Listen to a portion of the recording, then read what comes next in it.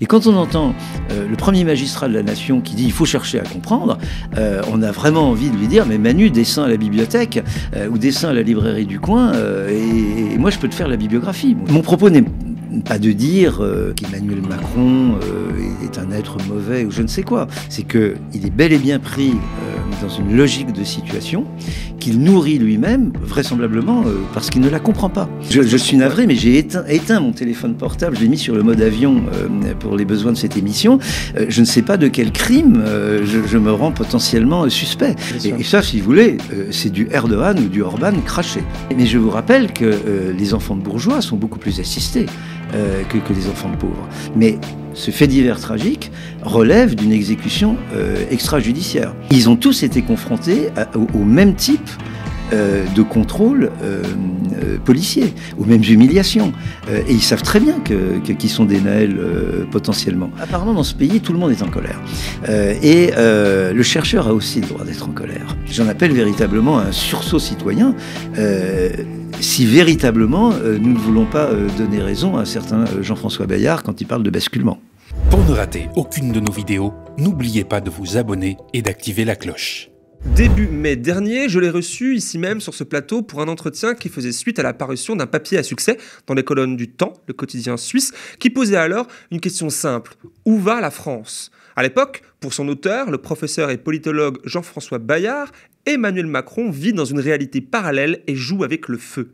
Depuis, nous sommes passés d'une contestation syndicale totale et très majoritairement pacifique face à une réforme des retraites antidémocratique à un soulèvement violent des quartiers dits populaires suite à la mort de Naël, jeune automobiliste de 17 ans tué par balle par un policier à Nanterre. Pour Jean-François Bayard, ces deux événements, et bien d'autres encore, sont liés et illustrent un basculement français. Il revient alors avec un nouveau papier dans le même quotidien, comme pour répondre à sa propre question posée il y a à peine 2 mois. On sait mieux où va la France. Jean-François Bayard est mon invité pour ce nouvel entretien d'actu. Eh bien bonjour Monsieur Bayard. Bonjour. Merci d'avoir accepté de nouveau mon invitation pour le média. Alors je rappelle que vous êtes politologue, que vous avez longtemps été directeur de recherche au CNRS, aujourd'hui professeur à l'Institut de hautes études et de développement de Genève. Vous êtes aussi auteur de L'énergie de l'État pour une sociologie historique et comparée du politique, paru à La Découverte en 2022. Exactement.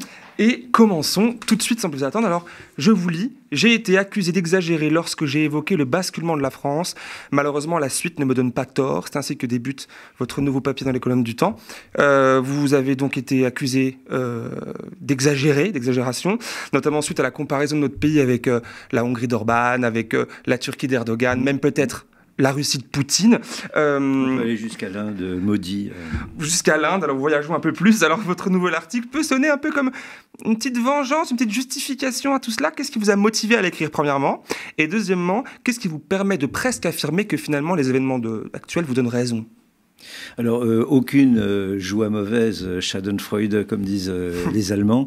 En fait, quand on écrit ce genre d'article, on est dans une situation très paradoxale en tant qu'auteur. C'est que de tout cœur, on souhaite avoir tort. Et c'est un rapport très étrange à l'écriture. C'est-à-dire qu'on écrit ce que l'on croit devoir écrire en fonction en ce qui me concerne, de mes paramètres d'analyse, mais en espérant avoir tort et en espérant que les faits vont démentir notre analyse. C'est très très curieux. Je crois que c'est la première fois que ça m'arrive en tant qu'auteur, en tout cas dans cette proportion. Parce que malheureusement, j'ai déjà écrit, par exemple, sur l'immigration, sur les violences policières, etc. Et grosso modo dans la même ligne d'analyse et en ayant déjà le sentiment ou l'espérance de me tromper. Mais là, naturellement, on est arrivé, comme je disais dans mon papier précédent, à un point de bascule et je pense qu'effectivement, comme disait, je crois, De Vos, nous sommes au bord du gouffre, nous avons fait un grand pas en avant, bon, et on en est là. Alors, d'abord, j'ai voulu réagir parce que je crois que beaucoup de gens ont lu le premier article de manière beaucoup trop hâtive, et notamment en regardant cet article par le petit bout de la lorgnette, à savoir le personnage Macron. Que vous attaquiez vraiment frontalement. Bien entendu, voilà. Parce que Macron, au cas où nul ne le saurait, est quand même président de la République, donc il a quand même une part de responsabilité dans les événements, et son style même de gouvernement a une part de responsabilité dans la dégradation des choses. L'essentiel, naturellement, c'est plutôt sa vision, on va dire, idéologique, ou sa conception de l'action publique, sa conception de l'État, qui pose problème. Mais le personnage de Macron en tant que tel ne m'intéresse pas vraiment. Je pense. C'était quoi le mot déjà Immature. Immature. Il est immature. Politiquement. Et on peut y revenir. D'ailleurs, il a montré, il continue de le montrer au fil de ces événements. Hein. Mais Macron n'est que le fondé de pouvoir d'une situation. Et comme je l'ai dit explicitement dans mon premier papier, et comme je le répète, ce qui m'intéresse et ce qui me terrifie, c'est la logique de situation. Macron est un ingrédient. Et à juste titre, et c'est ma démarche comparative, cet ingrédient, à bien des égards, il est comparable avec un Orban, avec un Modi, avec un Poutine ou avec un Erdogan et beaucoup d'autres, malheureusement. Donc ce qui m'intéresse, c'est la situation.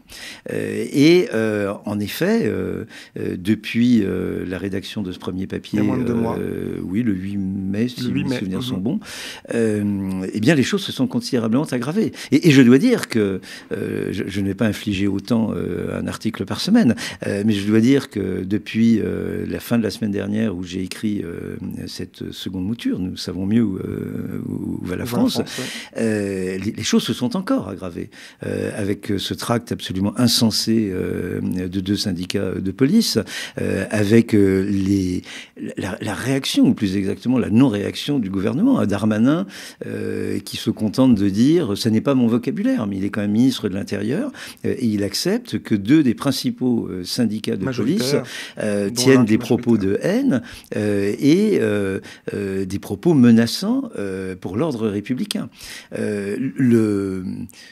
J'ai un certain sens de l'humour noir, donc vous me permettrez d'en sourire. J'aime, allez-y.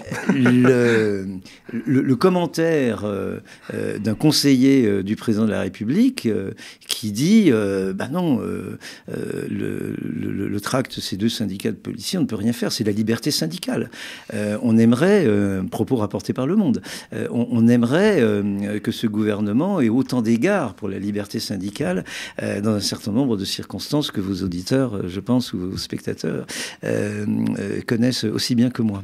Et pour illustrer votre propos, dans ce second article, l'alerte que vous donnez, et vous n'êtes pas le seul d'ailleurs au passage, vous prenez un exemple en vrac, je ne les prends pas tous, mais la mise à l'index d'anticorps, anticorruption, la dissolution du mouvement écologiste, les soulèvements de la Terre, mais aussi la nomination par Bolloré de Lejeune, journaliste d'extrême droite, à la direction du JDD, ou encore la sortie de Richard Ferrand sur l'éventuelle modification de la Constitution pour que Macron puisse se représenter, etc. Alors je me fais l'avocat du diable, encore une fois, c'est une partie de mon travail, en vous posant cette question, est-ce que vous ne mélangez pas tout ? Non, parce qu'il y a une logique d'ensemble dans tout cela. Alors, commençons par Bolloré. Valeurs actuelles, c'est un journal d'extrême droite, qui d'ailleurs jadis défendait des positions Algérie française. Enfin, on voit à peu près d'où ils viennent. Ils viennent aussi d'une certaine complaisance à l'égard du régime de Pétain. Macron, quand même, donne une interview à Valeurs actuelles. C'est vrai, il l'a fait, il a légitimé ce journal, oui. Voilà. Donc on voit très bien, considérer Valeurs actuelles, c'est déjà prendre la mesure d'une certaine dérive idéologique ou d'une certaine dérive politique d'un homme. C'est même sur Pétain aussi au passage. Vous avez cité d'un homme qui, quand même, quand il a été élu, avait d'autres paroles, y compris d'ailleurs à l'égard des banlieues. Donc il y a une dérive. Mon propos n'est pas de dire qu'Emmanuel Macron est un être mauvais ou je ne sais quoi. C'est qu'il est bel et bien pris dans une logique de situation qu'il nourrit lui-même, vraisemblablement, comme je le disais dans ses articles, parce qu'il ne la comprend pas. Donc on voit Macron, qui au début était sur une espèce de logiciel, comme je l'appelle, national-libéral, hein, donc national, le Puy du Fou, Jeanne d'Arc, mais quand même déjà une conception très étrange de ce roman national, puisqu'il affirmait que la France était en deuil de son roi. Et puis d'un autre côté, vous aviez un président ou un candidat candidat libéral évidemment dans le domaine économique, pas besoin de faire un dessin, mais également qui, sur des problèmes sociétaux, comme on dit, y compris des banlieues, avait un discours plutôt ouvert. Bon. Et très rapidement, on a vu ce Macron, par exemple avec l'affaire de l'Aquarius, je crois que c'était en 2018, rejoindre la politique anti-migratoire d'un Salvini en Italie ou d'un Orban en Hongrie. Bon. Donc c'est ce président de la République qui donne une interview à Valeurs Actuelles. Valeurs Actuelles avait un rédacteur en chef, Monsieur Lejeune, si je n'estropie pas son nom, qui l'a viré, non pas parce qu'il était socialisant ou gauchiste, non, parce qu'il était extrémiste, parce qu'il était trop radical. Valeurs Actuelles, journal d'extrême droite, vire Monsieur Lejeune parce que celui-ci est trop radical, trop extrémiste. Un peu plus, j'imagine, radical pour toucher plus de gens. Trop clivant. Voilà, trop clivant. Ouais. Que fait Monsieur Bolloré, de manière indirecte, parce qu'il gouverne encore, il administre encore par l'intermédiaire de Lagardère, il nomme ce Lejeune, trop radical aux yeux de Valeurs Actuelles, à la rédaction en chef d'un journal hebdomadaire, le JDD, qui est un journal d'information générale et qui est un peu l'establishment, le journal de l'establishment politique, puisque le relais, tous les hommes politiques, de droite ou de gauche, doivent à un moment donné s'exprimer dans le JDD. Donc on voit très bien là que vous avez une logique de situation qui progressivement fait basculer le périmètre, le paysage politique français vers des positions de plus en plus, entre guillemets, civilisationnelles. D'ailleurs, Macron lui-même parle de décivilisation. On pourra revenir sur ce terme qui est très intéressant. Mais je prendrai un dernier exemple que j'ai vu il y a 2 jours, je crois, dans le journal Le Monde. C'est que Vincent Bolloré veut s'emparer de la librairie L'Écume des Pages, boulevard Saint-Germain, qui est la grande librairie qui a pris la succession de la Une. Donc on voit chez Bolloré une entreprise d'affirmation hégémonique au cœur même de Saint-Germain-des-Prés. C'est-à-dire que Bolloré veut faire passer Saint-Germain-des-Prés de Simone de Beauvoir et Jean-Paul Sartre à Zemmour, grosso modo. Donc on voit très bien là une logique de conquête, ma foi, une logique de conquête, et par rapport à laquelle Emmanuel Macron non seulement est impuissant, mais même d'une certaine manière contributeur. Puisque concrètement, et par sa politique, et par l'ambivalence de ses prises de position, on ne le voit pas véritablement en rupture avec cette pente descendante. Mais là, parce qu'on cherche un petit peu le lien, parce que là, je comprends bien avec Bolloré, et maintenant, vous l'expliquez bien avec le reste du puzzle, mais les soulèvements de la Terre, Anticor, etc., vous voyez quand même un lien là-dedans. Alors... oui, c'est le lien véritablement du basculement. Anticor est une association qui bénéficiait d'un agrément des pouvoirs publics pour se porter partie civile pour des affaires de corruption. N'oublions pas que c'est Anticor qui obtient la mise en examen de M. Koller, secrétaire général de l'Élysée. Donc le désagrément d'Anticor, c'est la réponse du berger à la bergère. En tout cas, il est quand même, il faudra que M. Macron nous explique longuement qu'il n'y a aucun rapport entre l'inculpation de M. Koller, son secrétaire général, et le désagrément d'Anticor. Et ça, si vous voulez, c'est du Erdogan ou du Orban craché. Hein. Donc là, on voit bien effectivement... Le lien et alors les soulèvements de la Terre, on peut faire là aussi un parallèle dans les attendus qui sont censés justifier l'interdiction de la mouvance. C'est même pas une organisation, c'est même pas une association, des soulèvements de la Terre, dont l'inspiration quand même intellectuelle, ce sont des terroristes notoires, par exemple Damasio, romancier de science-fiction, Philippe Descola, professeur au Collège de France. Vous voyez, ces gens sont vraiment éminemment suspects. Donc dans les attendus de l'interdiction, vous avez quand même des motifs qui prêteraient à rire si les choses n'étaient quand même pas aussi sérieuses. Je vois qu'on fait référence, mais dites-nous. Alors, par exemple, il est reproché aux militants des soulèvements de la Terre d'éteindre leur téléphone portable. Je suis navré, mais j'ai éteint mon téléphone portable, je l'ai mis sur le mode avion pour les besoins de cette émission. Je ne sais pas de quel crime, je me rends potentiellement suspect. Et alors également, on leur reproche de lire un livre dont le titre évoque, qui est un livre d'un sociologue suédois, je crois. Comment démanteler une pipeline. Voilà, ou détruire le pipeline, voilà, saboter le pipeline, qui est un livre que vous pouvez vous procurer, j'imagine, à très bonne librairie qui est sur le chemin du métro. Il est en vente libre, mais il est reproché aux militants des soulèvements de la Terre de le lire. Bon, et là, ce sont quand même des accusations qui sont dignes de régimes autoritaires et qui ne trancheraient pas vraiment dans un régime totalitaire. Parce que ce genre d'accord, je ne veux pas naturellement dire que nous sommes dans un régime totalitaire, mais on voit très bien, si vous voulez, que de glissement en glissement. Alors d'un côté, vous avez l'interdiction des soulèvements de la Terre parce que les militants éteignent leur téléphone portable, mais d'un autre côté, on ne touche pas à la liberté syndicale et on n'interdit pas des syndicats de policiers en l'occurrence, qui sont des syndicats factieux.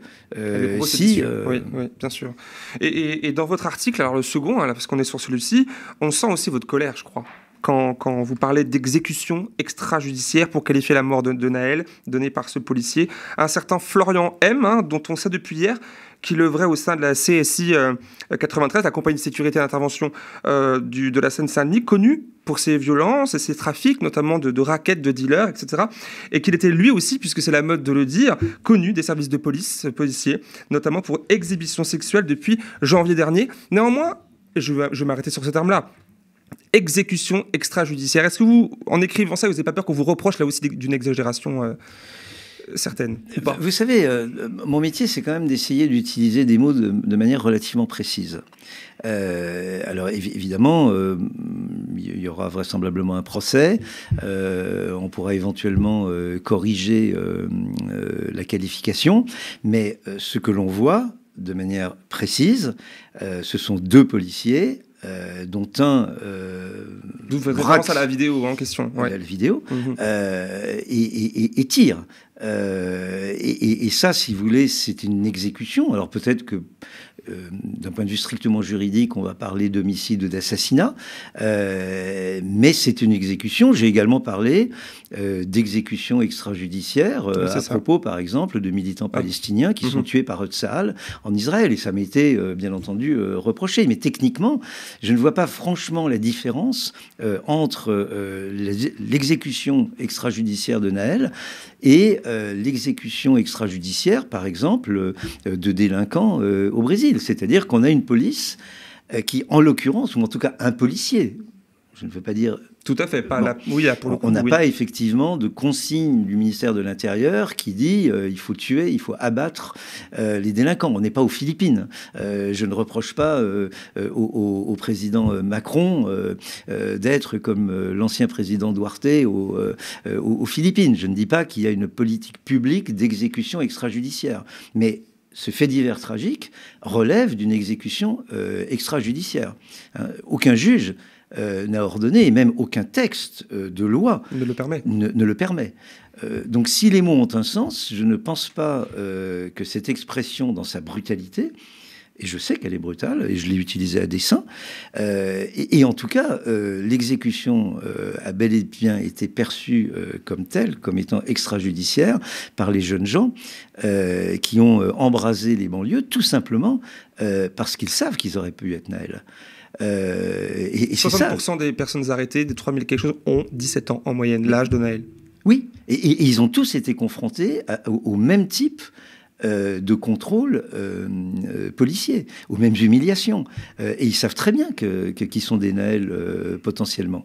Alors, là non plus, je ne veux pas accabler l'institution policière, et d'autant moins l'accabler qu'il y a 2 jours dans le monde, l'avocat de Nahel, de la famille de Nahel, maître Yassine Bouzrou, a donné une interview dévastatrice pour la justice. Et alors, je ne veux pas dire qu'il lave l'institution policière, mais il dit que la véritable responsabilité retombe sur l'institution judiciaire qui systématiquement ne poursuit pas les instructions comme il le devrait et qui systématiquement couvre ce que l'on n'a pas le droit apparemment d'appeler des violences policières. C'est vrai que c'est un problème, effectivement, dont on va parler encore un peu après, mais pour revenir encore... Pardonnez-moi, vous avez parlé de colère. Oui, parce que j'ai ressenti ça, en fait, en vous lisant. Apparemment, dans ce pays, tout le monde est en colère. Le chercheur a aussi le droit d'être en colère. Le chercheur a le droit d'être en colère parce que, voilà des années, et à vrai dire des décennies, que nous, chercheurs, payés par le contribuable, payés par l'argent public, nous publions, et c'est à la portée de tout le monde, n'importe qui peut lire ces textes, et notamment les autorités politiques, nous publions des travaux scientifiques, des enquêtes, qui sont validées scientifiquement. Il y a des procédures, c'est pas simplement comme ça. Mon article de l'opinion n'est pas un article scientifique, c'est l'article d'un intellectuel spécifique qui utilise ses compétences de chercheur pour participer au débat public. Donc cet article est un article d'opinion qui n'engage absolument pas mes institutions universitaires. Il ne relève pas du genre scientifique, bon, même s'il est écrit par un chercheur. Mais nous avons publié des bibliothèques entières de travaux sur ce qui se passe dans les banlieues, ce qui se passe dans les hôpitaux, ce qui se passe à la poste, ce qui se passe dans les transports, ce qui se passe à l'école, ce qui se passe dans les prisons. Tout cela n'a jamais été pris en considération par la quasi-totalité des politiques. Et quand aujourd'hui, l'on entend le président de la République qui dit « il faut chercher à comprendre », là... Vous êtes en colère ? J'éprouve une certaine colère. J'éprouve une certaine colère parce que je ne dis pas que par définition les chercheurs ont raison. Et par définition, d'ailleurs, le travail des chercheurs est soumis à critique. Et si vous regardez la manière dont nous nous traitons entre nous, entre chercheurs, on n'est pas toujours très... Parfois, les polémiques sont assez viriles. Bon, mais vous avez tout un travail d'élaboration collective qui est à la disposition de tout un chacun, qui est à la disposition des citoyens, qui est à la disposition des forces sociales, syndicales, etc., des journalistes et des hommes politiques. Et très souvent, d'ailleurs, nous sommes sollicités par les femmes et les hommes politiques. Et quand on entend le premier magistrat de la nation qui dit « il faut chercher à comprendre », on a vraiment envie de lui dire « mais Manu, descends à la bibliothèque ou descends à la librairie du coin et moi, je peux te faire la bibliographie. » Bon, je ne vais pas transformer cette émission de télévision en bibliographie, mais sur les violences policières, vous avez Fabien Jobard, vous avez Didier Fassin, et je ne peux pas citer tous mes collègues. Sur l'hôpital, vous avez Frédéric Pierru, etc., etc. Bon, sans compter, bien entendu, mais là, c'est à eux d'être en colère, c'est plus à moi, tout ce que les professionnels de ces métiers ont dit. Cela fait des lustres que les infirmières et les médecins tirent la sonnette d'alarme. Les syndicats de postiers ont annoncé ce qui était en train de se passer, etc., etc. Donc, il y a quand même une espèce, si vous voulez, de déni du savoir, un déni de l'effort intellectuel par nos autorités politiques qui est extrêmement préoccupant. Et vous avez une forme de poujadisme intellectuel qui s'est installé dans ce pays, qui a une grande part de responsabilité dans le degré, mais abject, du débat public aujourd'hui. Quand vous entendez... Alors, en 2005, on nous a fait le coup de l'islam. Les émeutes, c'était l'islam. Et on nous expliquait que les salafistes étaient derrière. Bon, une des grandes revendications des émeutiers en 2005, qui étaient effectivement des jeunes gens des banlieues, très souvent issus de l'immigration, etc. L'une de leurs grandes revendications, c'était de pouvoir entrer dans des boîtes de nuit sans être discriminé au faciès. Bon. Si l'accès libre et égalitaire à une boîte de nuit être une revendication salafiste, je me convertis immédiatement, il n'y a pas de problème. Et aujourd'hui, on est en train de nous dire ce sont les trafiquants de drogue. Bon, on a, et les jeux vidéo. Et les jeux vidéo, là aussi, il faut en rire. Il faut en rire, mais bien sûr en rappelant quand même à M. Macron que les jeux vidéo, c'est pas une invention du 9-3. C'est quand même une invention des potes de Manu qu'il reçoit à l'Élysée l'Élysée et au grand sommet Choose France. Bon, c'est pas... On a entendu Jean-Luc Mélenchon, du coup, l'opposer à gauche, être d'accord avec ça, quand même, un peu, en disant, je suis plutôt d'accord, les jeux vidéo, ça peut envenimer, etc. Mais qu'est-ce qu'il va faire, Macron? Est-ce qu'il va les interdire? Non, c'est du commerce. Si vous voulez, les jeux vidéo, c'est pas moi qui vais faire l'apologie ni même des réseaux sociaux. Il y a évidemment beaucoup de choses à contester. Mais enfin, d'abord, c'est stupide. Ouais. C'est pas des jeux vidéo qui mettent un pays à feu et à sang, ou pas trop à sang, mais en tout cas beaucoup à feu. C'est complètement stupide comme explication. Et par ailleurs, c'est naturellement répéter des sottises pour éviter de voir les choses en face. Bon, de la même manière, rien ne permet de dire que les trafiquants de drogue ont organisé cela pour faire leur petit business tranquille. En revanche, et à nouveau, je suis navré, vous avez un chercheur en colère en face de vous, j'ai quand même écrit, parce que le hasard de mes recherches a voulu que dès le début des années 1990, je m'intéresse à la question de la drogue à propos de l'Afrique, parce que je travaillais sur l'Afrique et qu'on voyait très bien comment l'Afrique devenait une plaque tournante du commerce international de drogue, notamment avec des réseaux nigérians extrêmement performants. Et donc j'ai commencé à réfléchir sur ces questions, et on sait très bien que, et je l'ai écrit il y a peut-être 4-5 ans, très précisément à propos des banlieues françaises, on sait très bien que les politiques de prohibition, c'est le problème et non pas la solution. On le sait à propos de la drogue, mais il y a un grand précédent, c'est l'alcool. La politique de prohibition de l'alcool aux États-Unis a provoqué Al Capone, donc, et a mis, alors là, pour le coup, à feu et à sang, les villes américaines, à commencer par Chicago, pour le plus grand bonheur de l'industrie cinématographique. Bon. Et puis, finalement, les États-Unis ont renoncé à la prohibition et ont plus ou moins résolu le problème. Bon. En France, on a un exemple qui est très intéressant, c'est l'alcoolisme. Une politique intelligente de prévention, en une trentaine ou une quarantaine d'années, a quand même considérablement fait reculer l'alcoolisme sans aucune politique de prohibition. Ou alors la prohibition au volant, mais enfin très ciblée. Bien sûr. Et la drogue ne vaut rien en tant que telle. C'est du chien-dent, ça pousse n'importe où. Ça ne vaut strictement rien. Ce qui fait la valeur de la drogue, c'est son interdiction. Et bien entendu, ça a donné naissance à toute une économie politique mafieuse qui est devenue une économie de survie pour nombre de jeunes, parce que l'état de droit, comme l'on dit, et l'économie de droit ne leur donnent aucun débouché, aucun futur. Et justement, ça fait la parfaite transition, puisque vous parlez à un moment donné, alors vous ciblez dans votre papier à la fois l'État, vous parlez d'une violence policière qui est aussi le prix du retrait de l'État, on va s'intéresser là-dessus, mais aussi, encore une fois, de la personne d'Emmanuel Macron, en partie responsable, on l'a compris à vos yeux, de la situation explosive de ces derniers jours. Expliquez-moi, c'est quoi pour vous ce retrait de l'État? Pourquoi ça, c'est le problème central à vos yeux? C'est un problème. Alors, j'hésitais, si vous voulez, sur le retrait de l'État, parce qu'il faut bien voir que le retrait de l'État, c'est une expression comme ça commode que j'ai utilisée parce que le nombre de signes dans un article est limité. Tout à fait. Mais en fait, le retrait, ce que l'on appelle le retrait de l'État, qui est plutôt la privatisation de l'État, c'est-à-dire la remise à des opérateurs privés des compétences régaliennes de l'État.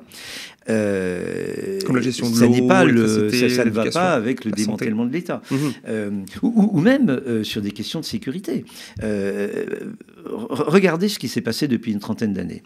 Vous avez eu une dérégulation du marché financier. Vous avez eu une privatisation des compagnies aériennes. Vous avez une privatisation des procédures de délivrance des visas. Maintenant, ce sont des opérateurs privés qui traitent votre dossier. Si vous êtes algérien ou si vous êtes marocain, c'est un opérateur privé qui qui traite votre demande de visa.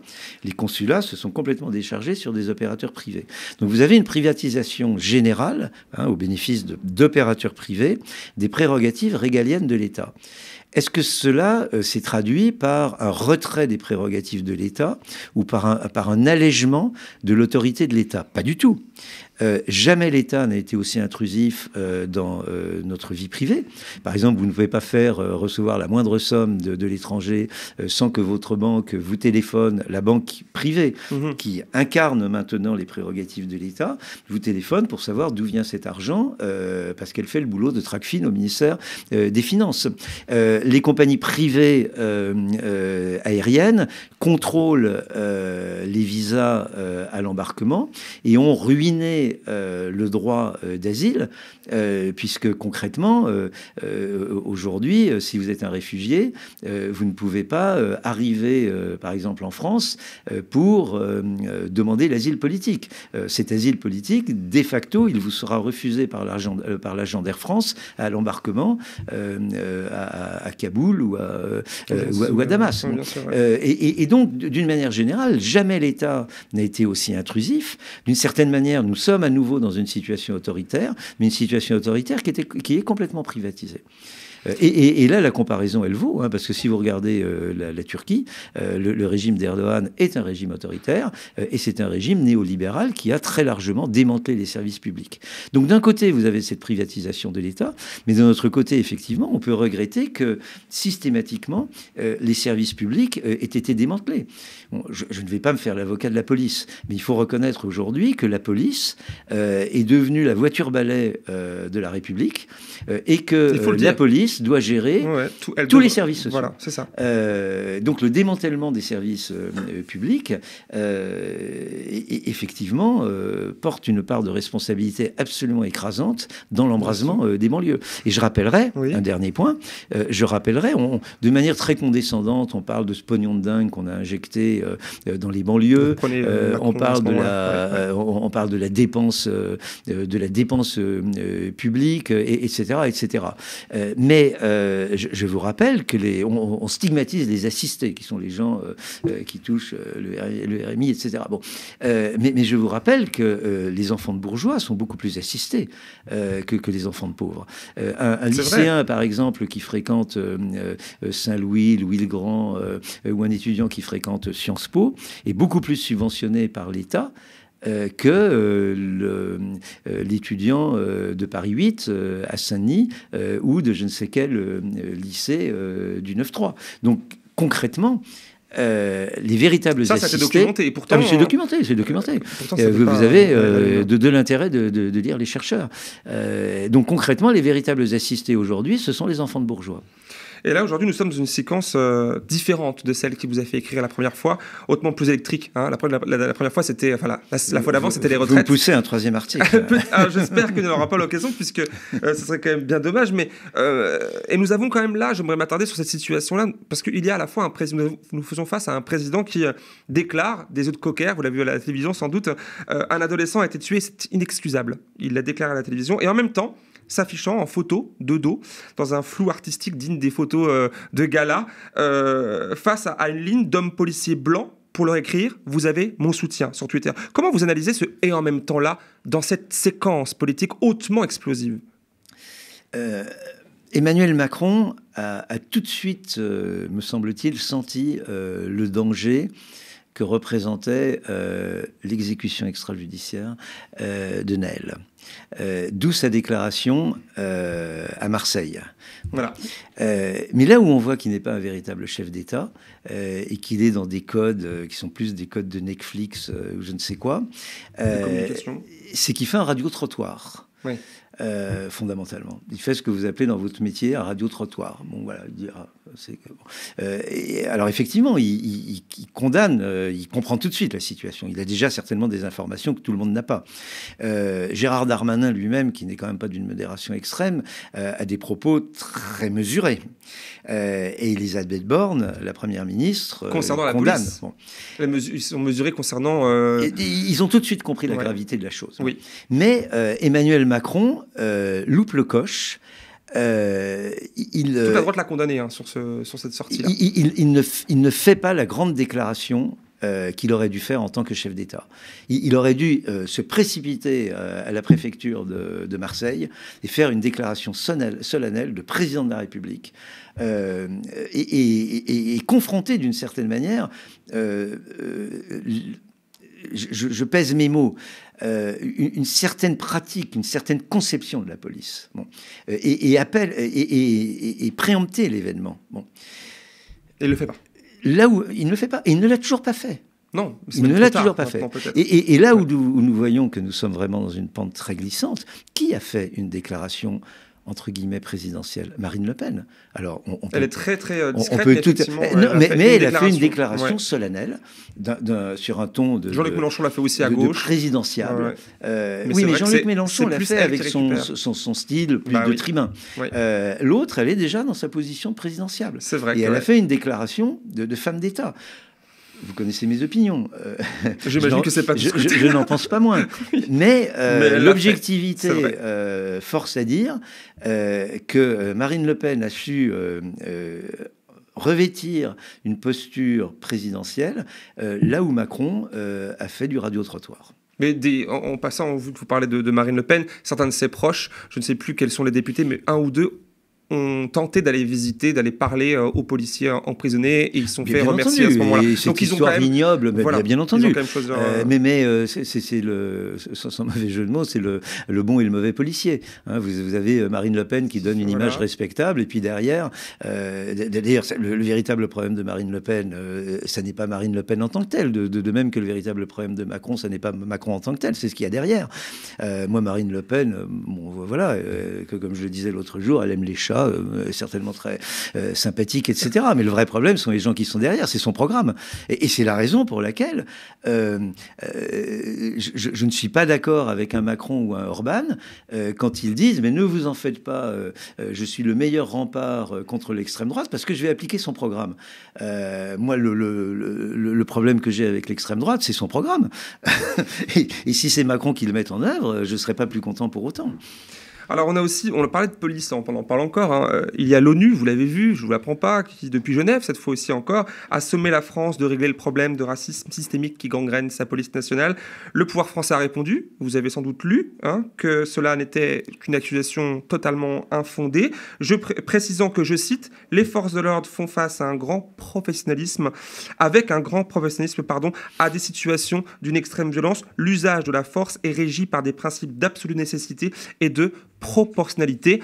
Est-ce que c'est une démonstration ici, dans la réponse du pouvoir exécutif, du pouvoir diplomatique français à cette accusation de l'ONU qui n'est pas infondée, qui est fondée, à ce retrait de l'État que vous décrivez tout à l'heure, au fait que l'État n'est plus habité par ce qu'il devrait être Alors, je ne suis pas sûr que ce soit la position de l'ONU, mais apparemment, Macron et son gouvernement sont les seuls à ne pas être au courant de ce qui se passe dans les banlieues, des conditions des contrôles de police, etc. Parce qu'encore une fois, c'est une notoriété publique. Sur les contrôles aux faciès et sur le racisme, le racisme endémique, c'est très largement documenté par mes collègues, notamment du CESDIP.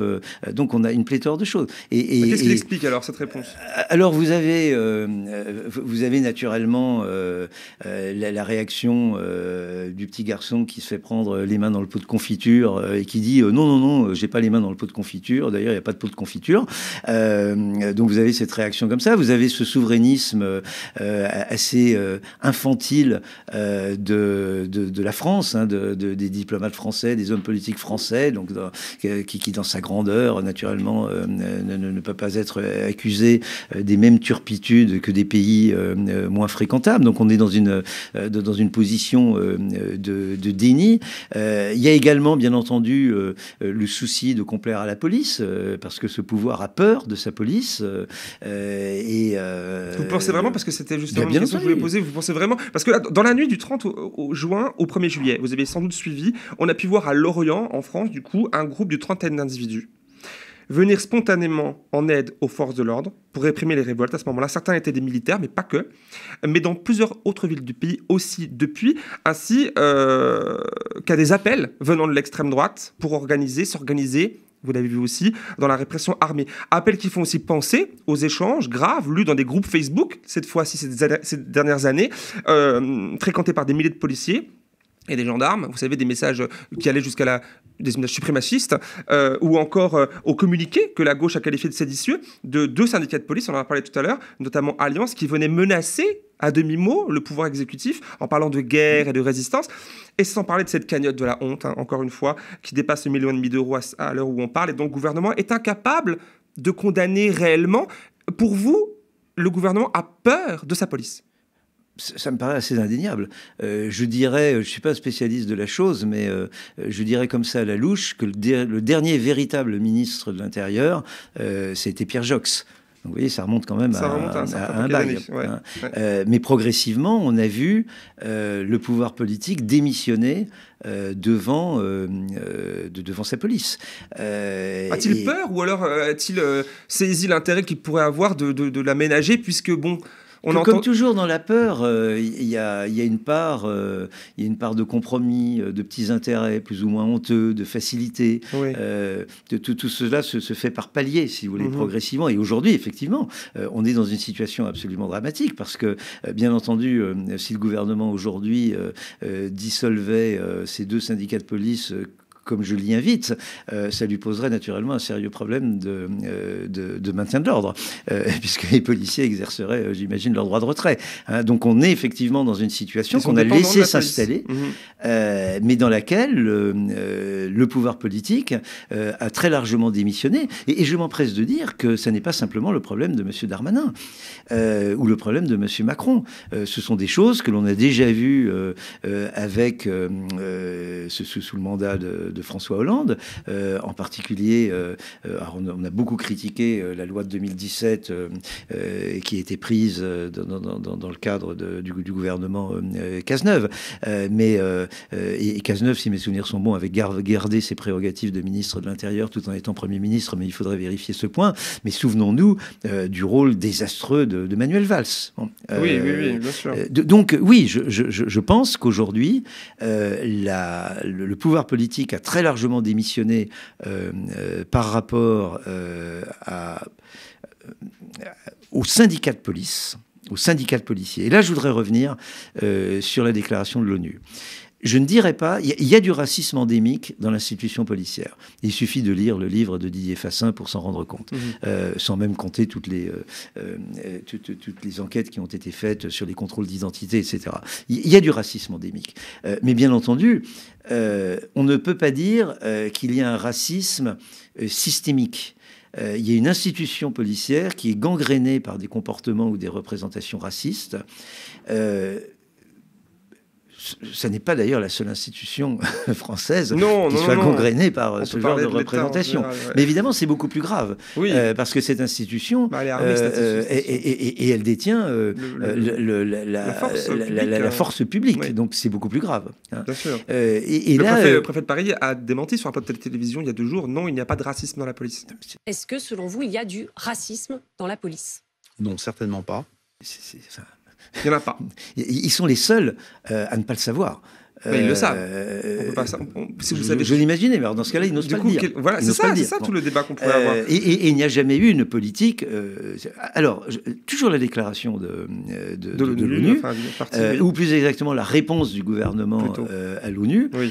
Je crois que l'usage disproportionné de la force, il était indéniable au moment des Gilets jaunes.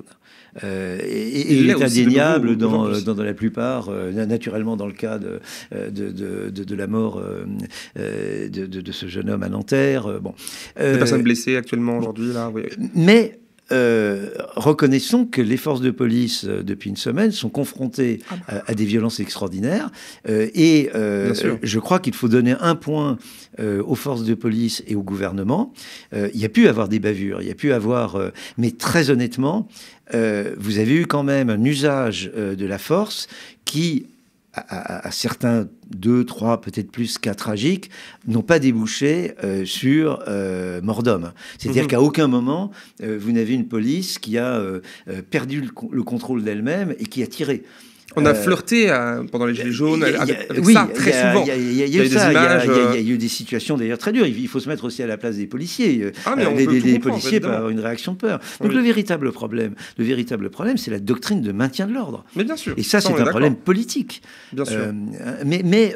Je pense qu'il faut être objectif et nuancé. On peut avoir des propos très durs et des analyses très dures, comme je peux les avoir, mais cela n'interdit pas, et cela oblige même, à avoir un jugement nuancé. Je ne pense pas que la police aujourd'hui, ou les forces de l'ordre aujourd'hui, fassent preuve d'une absence de professionnalisme. Et je pense qu'elles ont géré ces derniers jours avec un très grand professionnalisme, selon des doctrines de maintien de l'ordre qui peuvent prêter à discussion, et qui prêtent alors très clairement à discussion, d'une part dans les cas d'interpellation pour refus d'obtempérer, et d'autre part dans la répression des manifestations ou des perturbateurs dans les manifestations. Et là, on voit très bien la différence entre le nombre de blessés dans les manifestations en France et en Allemagne, ou le nombre, si vous voulez, dans les contrôles, dans les refus d'obtempérer, en 10 ans, vous avez eu 1 mort en Allemagne.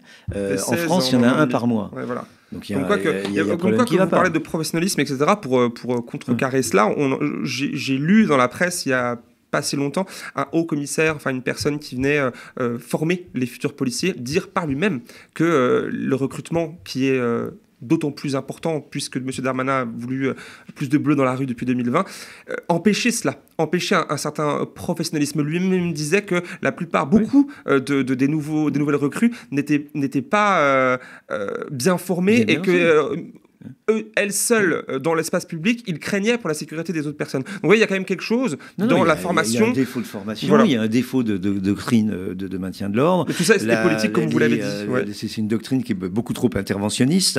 Vous n'avez pas cette... Et qu'on ne me parle pas de culture, vous n'avez pas ces procédures de médiation entre les organisateurs des manifestations et les forces policières qu'il y a par exemple en Grande-Bretagne ou en Allemagne. Et tout cela, encore une fois, a été 1000 fois documenté. Par exemple, la comparaison Allemagne-France a été très bien documentée par Fabien Jobard. Alors sur ce plateau, début mai, à ma question qui reprenait la vôtre à ce moment-là, où va la France, vous me répondiez un peu en préambule de votre réponse, ne pas être dans le déclinologue, vous vous souvenez, ne pas être dans un récit de déclin français qui, selon vous, ferait les choux gras de la droite ou de certaine droite. Et nous voici ensemble, un peu dedans maintenant, un peu plus d'une semaine, qu'on est dans ce déclin, dans cet effondrement. Vous préférez vous parler de basculement. Après, c'est des mots de la France qui s'accélérerait sous nos yeux. Alors, en émeute sauvage et aveugle pour les uns, en impunité policière et dérive autoritaire pour les autres. Alors, si le pays est fracturé, comme beaucoup aiment le dire, en 2 parties, en 2 blocs, elles sont toutes les 2 convaincues d'avoir une bonne lecture, la bonne lecture du moment politique, et réclament des mesures radicales, fondamentalement différentes et opposées, évidemment. Doit-on s'attendre à ce que cette fracture s'amplifie? Parce qu'on a quand même, avant de vous laisser répondre, des éléments. La droite, toujours plus vers l'extrême droite, on l'entend, on a entendu M. Retailleau, vous l'avez sans doute, le sénateur LR, parler à la télévision, et avec lui d'autres, parler d'autorité, et uniquement d'autorité, d'ordre, jusqu'à l'école, voilà, mais aussi d'une sorte de, et je le cite, d'une régression vers des origines ethniques pour parler d'enfants de moins de 18 ans. Et la gauche, à l'autre côté, qui s'essaye, bien sûr, d'être fidèle à sa mission, d'être du côté des opprimés, évidemment, c'est sa mission, mais qui se retrouve aussi bloqué dans des postures inconfortables lors d'épisodes comme celui-ci, comme celui qu'on traverse, ou sur des questions dites de communautarisme et d'identité récupérées par les droites. Alors, selon vous, est-ce qu'on va vers plus de fractures ? Je pense qu'on est dans la fracture, et ce qui m'inquiète beaucoup, c'est d'une part la haine de classe que l'on sent, notamment à droite, et d'autre part la bêtise. La bêtise. Oui. Encore une fois, quand on regarde les arguments qui sont mis en avant à propos de ces émeutes, oui, c'est d'une bêtise à pleurer. Et ça, pour un chercheur, c'est un peu dur d'entendre autant de bêtises dans la bouche de gens qui sont certainement plus intelligents que moi et certainement beaucoup plus diplômés que moi. Comment peut-on être aussi bête ? Vous faites référence à quoi? Aux jeux vidéo, encore une fois? Ou alors autre chose de ce type-là? C'est un exemple de bêtise. C'est pas pour se dédouaner quelque part? Mais tout ce qui est dit sur les banlieues, c'est à pleurer. Et c'est d'autant plus à pleurer que l'on sent derrière une haine de classe qui effectivement devient de plus en plus une haine ethniquement orientée ou religieusement orientée. Et ça aussi, c'est pathétiquement bête. Et on sent que, vraisemblablement parce que ces gens ont peur. D'ailleurs, vous voyez, je regrette de ne pas avoir écrit un article il y a quelques mois déjà, dont le titre trottait dans ma tête. À la place de la bourgeoisie française, j'aurais peur. Parce que je voyais déjà cette attitude de haine de classe, de séparatisme, puisque c'est un mot que M. Macron aime beaucoup, de séparatisme de la bourgeoisie par rapport au pays réel. Qui vit dans ses propres ghettos. Et de ce point de vue, vous avez une démission complète des pouvoirs publics et dans la bêtise. Je vais vous en prendre un exemple. Toujours d'après Le Monde, le préfet de l'Hérault, je me trompe peut-être de département, mais je crois que c'est l'Hérault, dit à propos des émeutiers, il faudrait leur donner une paire de claques et au lit. Ce préfet a-t-il oublié que les châtiments corporels sont interdits par une loi votée par le Parlement français. Vous voyez, ça c'est la droite vous répondrait peut-être que c'est à cause de ça, comme on est là. Ça, c'est un effet de glissement. On ne comprend que non. Ça, c'est un effet de glissement. Oui, bien sûr. C'est-à-dire comment des autorités publiques qui incarnent l'État, qui incarnent la loi, peuvent-ils, d'une manière bête, comme si c'était en flanquant des paires de claques à ces gamins qu'on allait résoudre tous les problèmes sociaux auxquels ils sont confrontés. Comment ce monsieur qui a fait l'ENA peut-il prononcer une crétinerie pareille ? Voilà une vraie question. Hein. Alors, je ne sais pas si vous avez vu, on a vu Sandrine Rousseau, la députée ELV, répondre à cela, ça me vient en tête en même temps. Et n'oubliez pas de frapper vos femmes au passage. Qui met l'humour noir. Je n'aime pas toujours ce qu'elle dit, mais là, je dois dire que c'est bien envoyé, si je puis dire. Ouais. Regardez, par exemple, sur ce qui se passe. Personne ne peut approuver ce qui se passe. Tout un chacun doit bien admettre que ces jeunes émeutiers ont un petit poids politique dans la tête. Et qu'effectivement, ils ont détruit... C'est des enfants.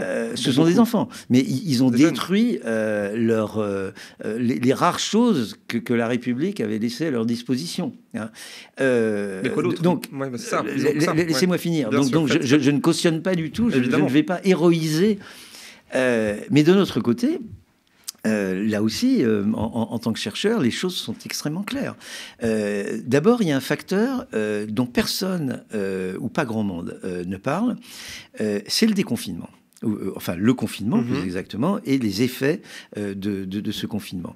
Et en tant qu'enseignant, moi, je vois très bien ce que ça a fait. Bon, j'enseigne dans des conditions qui sont des conditions tout à fait confortables, et dans un pays très confortable, avec des étudiants qui sont plutôt des étudiants privilégiés, mais j'ai vu la souffrance que cela représentait. Et ils étaient confinés dans un pays qui a géré de manière beaucoup plus intelligente que la France le confinement, c'est-à-dire la Suisse. Je vivais sur la frontière à cette époque-là, je voyais la différence. Voilà.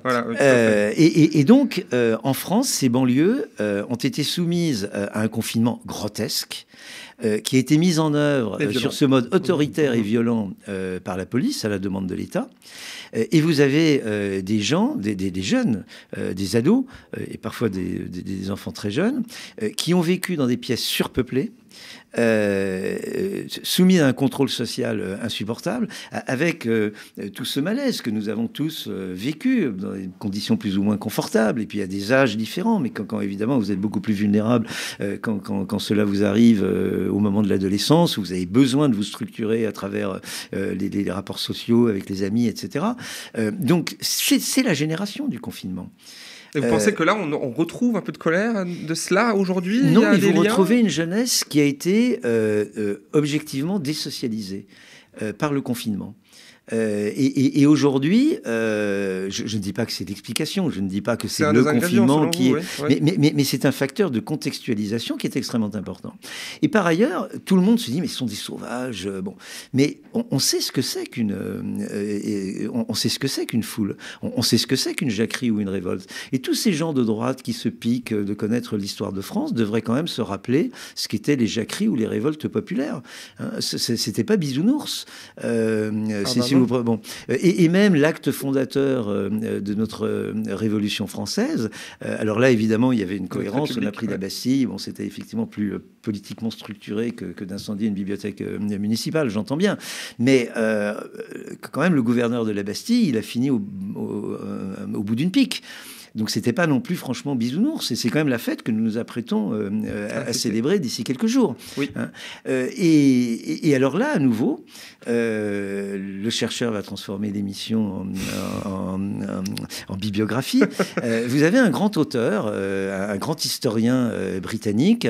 Alors évidemment, il était marxiste, donc il n'est pas franchement fréquentable, j'imagine, pour un certain nombre de gens de droite, qui s'appelle Edward Thompson, qui a notamment écrit le grand livre, la formation de la classe ouvrière en Angleterre, et qui, sur le mouvement ouvrier anglais du début du 19e siècle, qui était un mouvement de destruction des machines, de soulèvement populaire, etc., il a introduit le concept d'économie morale, qui est ça sonne presque comme un oxymore. Bon. Et l'économie, après, c'est un concept qui a été un peu galvaudé, mais dans son explication précise, il dit cette foule, ça n'est pas du tout une foule aveugle. Hein. Donc aujourd'hui, on dirait décivilisée ou de sauvage, de horde, etc. Non, elle a une logique. Elle a une logique de mobilisation. Et cette logique de mobilisation, elle est mise en œuvre, premièrement, parce que son existence est mise en cause. Hein, c'est-à-dire que cette classe ouvrière n'a plus de quoi manger. Elle n'a plus de quoi se reproduire, subsister, répondre à ses besoins. Et donc, c'est une stratégie du désespoir. Bon.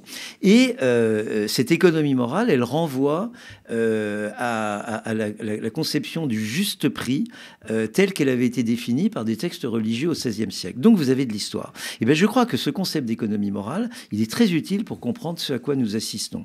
Vous avez une jeunesse dont l'existence est mise en danger. Elle est mise en danger parce que d'abord, c'est no future, il n'y a rien devant. L'état de droit n'a rien à lui offrir. Et par ailleurs, elle est très directement mise en danger par le comportement de la police. Et ça n'est pas complètement, si vous voulez, un hasard que les banlieues s'embrasent parce qu'un gamin de 17 ans, qui manifestement a reçu 3 coups de crosse et du coup a lâché le pied...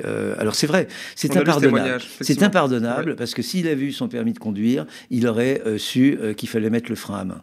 Bah ouais, bon, il l'avait pas. Il l'avait pas. Ouais. Et là, il se fait tuer. Et c'est l'enfant unique d'une mère qui l'élève seule. Et ça renvoie évidemment à la condition familiale d'un très grand nombre de jeunes.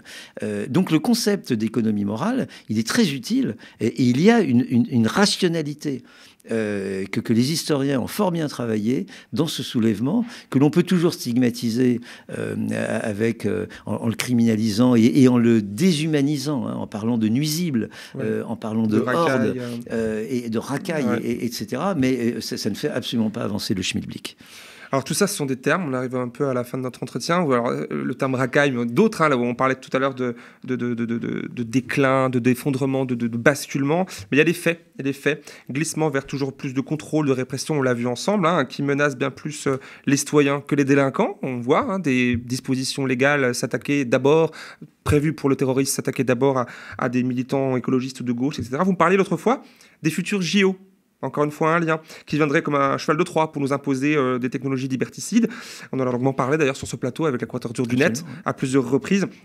Et voici désormais Christian Estrosi, une autre personnalité de droite, le maire de Nice, mais aussi coprésident du parti d'Édouard Philippe, Horizon, qui déclare aujourd'hui, même dans la presse, je le cite, « Ces émeutes sont une chance », je ne sais pas si je vous l'apprends, mais il le dit comme ça, comme pour profiter de ce drame, pour généraliser le flicage des citoyens avec des drones, par exemple, la reconnaissance faciale, le fichage policier et bloquer Twitter, c'est des propositions. Et nous avons aussi le président français, Macron, qui se dit favorable à couper les réseaux sociaux. Je dis bien couper, il le dit comme ça, il ne dit pas réduire, non, couper les réseaux sociaux en cas de crise. Propos confirmés par Olivier Véran hier, porte-parole du gouvernement. Alors vous utilisez encore le terme d'illibéralisme. Je sais qu'il est un peu... Pas, mais vous l'utilisez quand même. Qui est utilisé généralement. Voilà.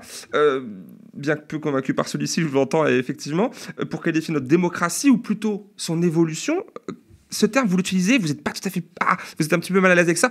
Pourquoi il n'y a pas autre chose? Alors, tout ce que je viens de vous raconter là, vers quoi ça va? Est-ce qu'on est vraiment là-dedans? Ou alors, c'est bon, là, c'est terminé? D'une part, comme je disais dans mon premier papier du Temps, nous sommes dans une continuité historique, l'extrême centre du Directoire, qui a toujours été, qui s'est reproduit avec le Premier Empire, le Second Empire, les élites saint-simoniennes, etc., et qui est une conception technocratique, de caméraliste, d'exercice du pouvoir, et qui est profondément antidémocratique. Le Directoire, c'est la continuation de la Révolution française, mais c'est quand même la continuation de la Révolution française contre le peuple. Bon. Le Directoire n'est pas démocratique. Et je crois que Macron s'inscrit dans cette continuité historique. Et là, c'est l'historicité propre, la singularité historique de la société française. Mais quand Macron envisage de couper les réseaux sociaux, on tombe dans autre chose. J'en suis navré pour mes critiques, mais c'est exactement ce que fait Erdogan. Tout à fait. C'est vrai. Donc, malheureusement, Emmanuel Macron s'entête à me donner raison. Je ne sais pas d'ailleurs par quel masochisme il veut absolument me donner raison en multipliant ce genre de déclarations. Mais tous les propos que vous avez rapportés... Monsieur Fabien Roussel aussi était plutôt pour. Il n'y a pas que Macron et la droite. Bien entendu, et c'est bel et bien cette logique de situation. Macron n'est qu'un épiphénomène dans toute cette histoire. Mais le véritable examen de conscience que nous devrions avoir, nous tous, citoyens, c'est de nous demander d'abord comment nous en sommes arrivés là, et d'autre part, quel est le sursaut qui nous permettrait d'empêcher ce basculement. Et je ne prétends pas que la gauche ait le monopole des réponses. D'ailleurs, on aimerait bien entendre un petit peu plus de réponses et un petit peu plus de réflexion de la part de la gauche. Je ne pars pas de l'idée que la droite n'ait rien à dire dans ce débat, mais j'en appelle véritablement à un sursaut citoyen. Si véritablement nous ne voulons pas donner raison à un certain Jean-François Bayard quand il parle de basculement. Sur la question proprement policière, tout à l'heure vous avez cité par exemple l'Angleterre. En l'Angleterre, Thomson, le grand historien Thomson. Tout à fait. Mais aussi, on peut parler du pays, le pays qui gère sa police de manière différente. Là est ressorti le fait qu'en Angleterre, il y a une police peu armée, une police avec les agents équipés de caméras de vidéosurveillance embarquées, des jugements indépendants, pas d'IGPN comme en France, ou encore la recherche d'une adhésion plutôt que des citoyens, plutôt qu'une confrontation avec ceux-ci. Bon, il y a aussi d'autres problèmes. La police là-bas peut percuter un scooter avec une voiture, c'est légal. Vous qui étudiez cette question-là, est-ce que vous pensez qu'encore, vous appelez un sursaut, mais avant qu'il ait lieu, ou peut-être qu'il ait lieu, une place pour une autre police en France, est-ce que c'est possible encore? Je ne sais pas si c'est possible, mais en tout cas c'est une nécessité. Oui, c'est souhaitable. Par ailleurs, je ne voudrais pas que nous idéalisions la Grande-Bretagne, qui est en train d'adopter des législations liberticides absolument effrayantes. Donc le diagnostic, là, naturellement nous parlons plutôt de la France, mais le diagnostic sur les libertés publiques, y compris d'ailleurs sur la liberté scientifique, est extrêmement sombre dans l'ensemble du monde libéral. Je ne vous parle même pas du monde illibéral, hein, mais dans toutes les démocraties ouest-européennes. Il y a une vague de fond. C'est une vague de fond.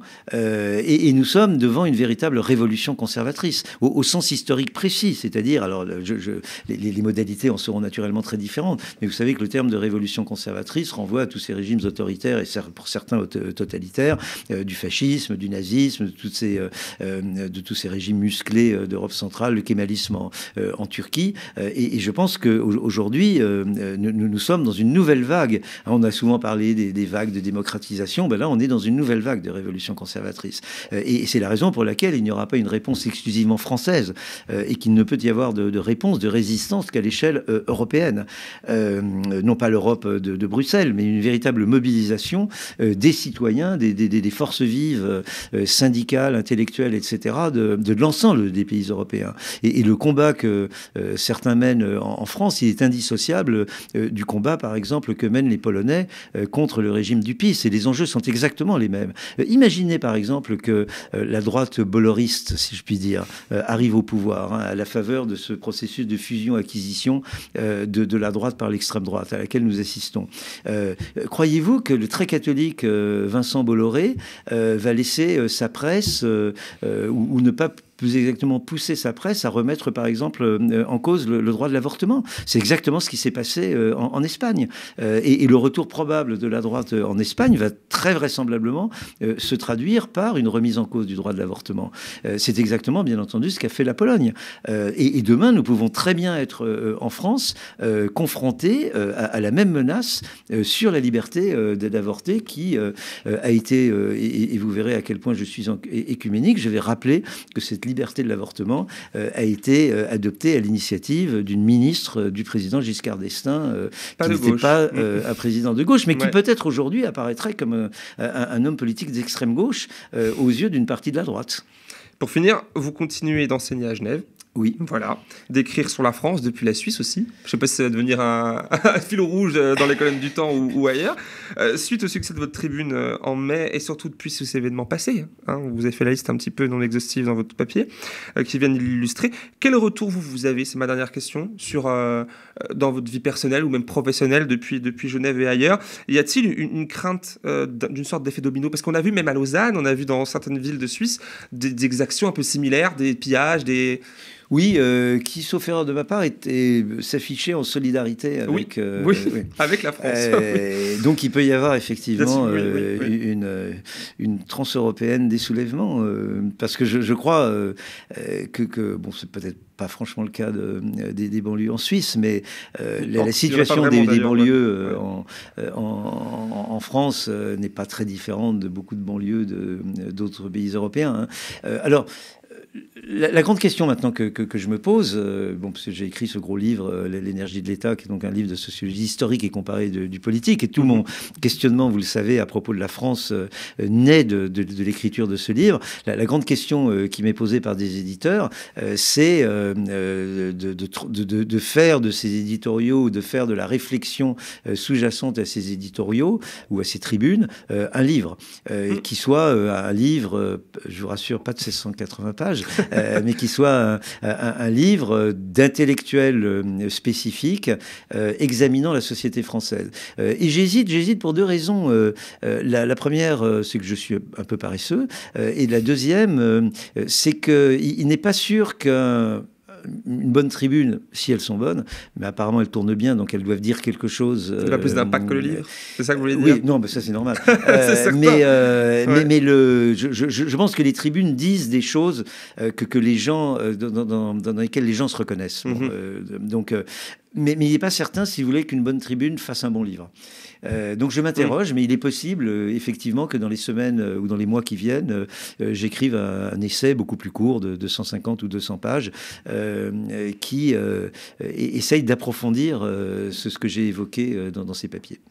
Merci beaucoup Jean-François Bayard d'être venu une nouvelle fois répondre à mes questions ici. C'est moi qui vous remercie. Avec plaisir. Alors, je rappelle que vous êtes professeur à l'Institut des hautes études internationales et du développement à Genève. Vous êtes aussi auteur de L'énergie de l'État pour une sociologie historique et comparée du politique, paru en 2022 aux éditions La Découverte. Et on vous retrouve aussi dans les colonnes du Temps en accès libre. C'est parce que le second papier est aussi en accès libre. Absolument. Et puis j'ai également mon blog sur Mediapart, dans lequel j'ai publié pas mal de papiers, y compris d'ailleurs des papiers sur la vie locale. Bon, j'ai longtemps habité le Marais et puis aujourd'hui j'habite le 11e arrondissement. Et là, par exemple, ce matin, j'ai posté un papier qui peut paraître complètement déconnecté de ce dont nous venons de parler, mais pas du tout. Vous avez un grand projet d'Anne Hidalgo de transformer le boulevard Richard Lenoir en Ramblas, qui est un projet, c'est un projet purement technocratique, concocté dans le secret du cabinet de la maire de Paris et de bureaux d'études. Les citoyens n'ont absolument pas été consultés, ils n'ont jamais rien demandé. Ce boulevard fonctionne très bien tel qu'il est. Et ça pose aussi un problème de démocratie locale. C'est-à-dire qu'aujourd'hui, et c'est peut-être l'une des raisons pour lesquelles les mairies ont été attaquées aussi violemment, vous savez qu'il y a une grande crise des élus locaux, et les élus locaux sont pris dans une espèce d'écheveau d'instances de feuilletage. Alors dans les campagnes, c'est l'intercommunalité. À Paris, c'est la partie de Bonneto entre la mairie de Paris, les mairies d'arrondissement, la préfecture de police, et chacun se repasse le mistigris. Et celui qui est perdant, c'est le passant dans la rue qui essaye de jouer et qui se fait plumer. Et je crois que ce qui est en train de se passer sur les Ramblas du boulevard Richard Lenoir est très révélateur de la crise de la démocratie en France, parce que venant de Suisse, il était impensable, si vous voulez, que l'on puisse mener un projet de ce genre sans consultation des citoyens. Et la réponse de la maire de Paris, c'est de dire « mais non, mais c'était sur le programme, donc vous avez voté pour ça ». Et je m'étonne quand même qu'une élue dite de gauche ait exactement la même réponse qu'Emmanuel Macron au sujet des retraites. C'est quand même extrêmement troublant. Alors évidemment, en Suisse, vous avez également des programmes électoraux, mais sur des projets de ce genre, même si la chose figurait sur le programme, l'élu organise une votation, et s'il ne le fait pas de lui-même, la patrouille démocratique le rattrape par le biais d'une votation populaire. Et donc j'essaye aussi de lire la vie locale au prisme de ces concepts de la sociologie politique. Merci beaucoup, Monsieur Bayard, pour tout cela. On se retrouve peut-être à bientôt pour une nouvelle émission. Merci de votre accueil. Avec plaisir.